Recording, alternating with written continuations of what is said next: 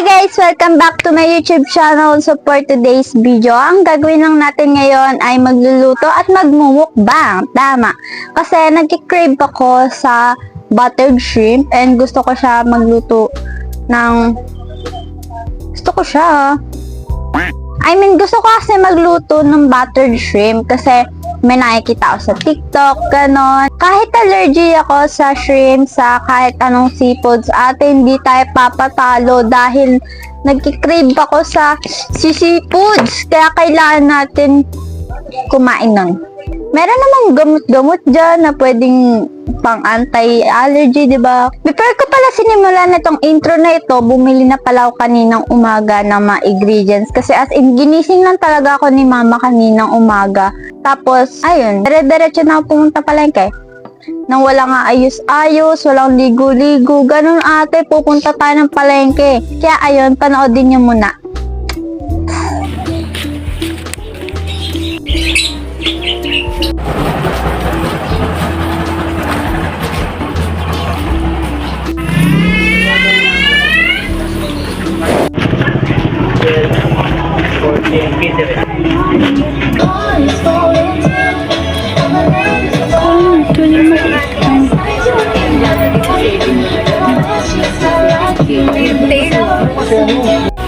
Yan.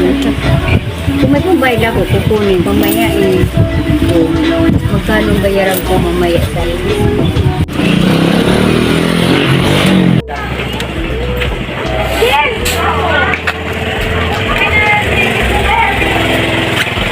sa ilalim. Dali mo. Sige, pasok mo doon. Ganyan, paghawak.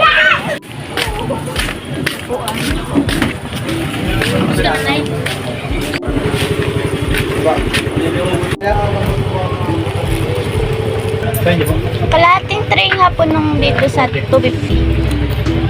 Aba.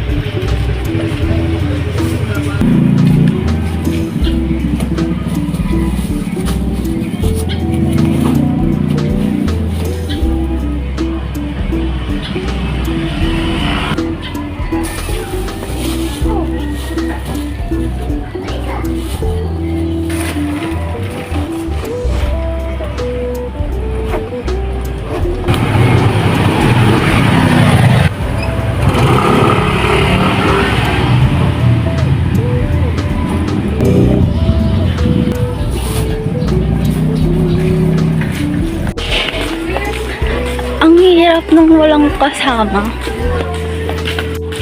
Minsan talaga nakakapagod talaga maging strong independent woman. Ayun na, so dahil tapos na natin napanood ang ating unang video kaninang umaga, ngayon naman sisimulan na natin magluto ng buttered shrimp. Ito lang pala ang ating mga ingredients.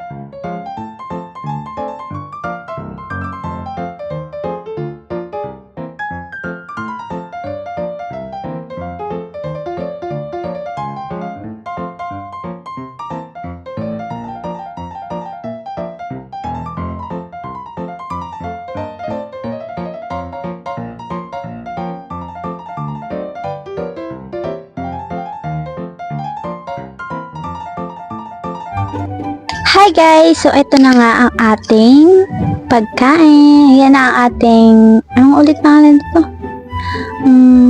Buttered shrimp. Ayan. Ito ang aking nilito, buttered shrimp. Ayan na siya guys. At ito ang ating imumukbang. So, ito na kung ano ang katotohanan sa lasa nito. Kasi, tinansya-tansya ko lang yung mga ingredients nito. Wala kasi akong pang sukat-sukat ganon. Diba? Wala, nagkikrave ako sa buttered shrimp. Sorry, medyo madilim sa sa kapaligiran ko kasi naghanap lang talaga ako ng mapapwestohan ko para mamukbang to kasi nga, yung bahay namin is magulo siya kasi nag-iisip kami kasi nagbabalak kami maglipat. Ayan. Kaya, ayun. Medyo magulo yung bahay. Wala kang lamesa, ganun. Walang maayos na lamesa. Kaya, ayan. Meron din pala akong Sprite. 1.5 kasi yung binili ni Mama.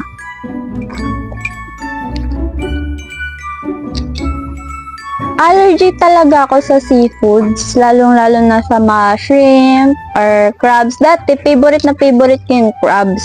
Kasi, yung crabs dati, laging meron yun dun sa Itigan dati, dun nakatira pa kami dun dati. Laging may mga crab na dala nun dati si Papa. Ayun, lagi namin kinakain, ganun. Tapos, one day, nung nasa Pasig kami, bigla akong in-allergy as in namula lahat ng mukha ko dyan. Kaya, ayun, nag-start na siyang maging allergy ako sa mga seafoods.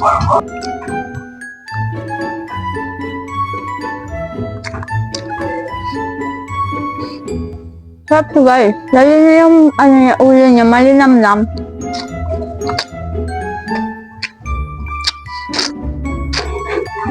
Next ko namang itatry, yung sinasabi nilang kinilaw na shrimp. Masarap daw yan eh. Parang hindi siya luto.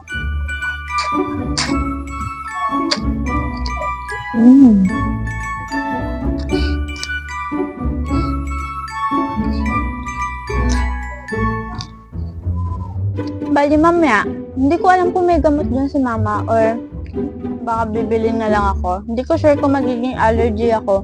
Pero kung magiging allergy ako ngayon, inom ako ng gamot, bibili ako. Pero kung hindi, hindi na ako inom. Nung bata ko, hindi naman ako masyadong allergyhin sa mga seafoods eh. Hindi ko na alam nung pagdating ko ng around 10 or 11, naging allergy na ako.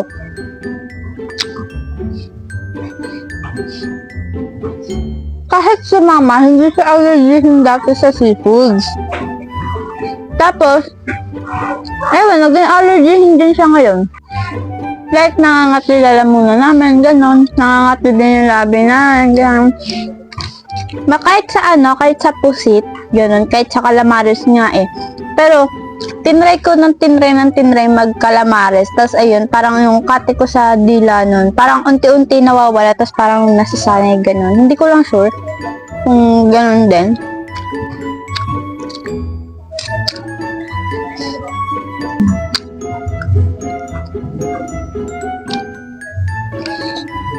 Dapat, meron pa tong kasamang tawag doon mais. Kaso, wala na akong budget ate. Kaya hindi na ako bumili. Si Mama lang rin bumili nito. Tapos, wala akong pera pambili ng mga ingredients. Kaya, ito lang rin nakayanan.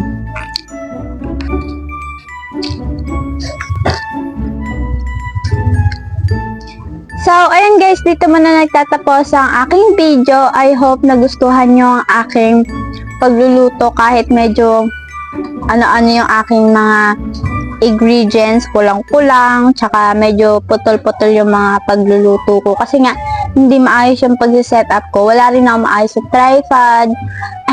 Baka naman kung gusto niyo mag-sponsor, di ba, ng tripod, pwede naman. Char. Wala kasi masyadong maayos na tripod, wala kami masyadong maayos na paglulutuan, ganun. Kaya, hindi maayos yung pagbablog ko. Pero soon, magiging maayos na yan kapag nakalipat na kami. Sa may mga gusto mag-shoutout dyan, mag-comment lang kayo sa comment section. And huwag nyo kalimutan i-like, share, and comment na din kung ano ang mga gusto nyo pang i-request na mga content. Kung ano gusto nyo ipagawa sa akin. Na madali lang naman yung hindi naman ganun kahirap, di ba? Gagawin natin yan. So, ayun guys, yun yung tatapos sa aking video. See you next on my video. Bye-bye!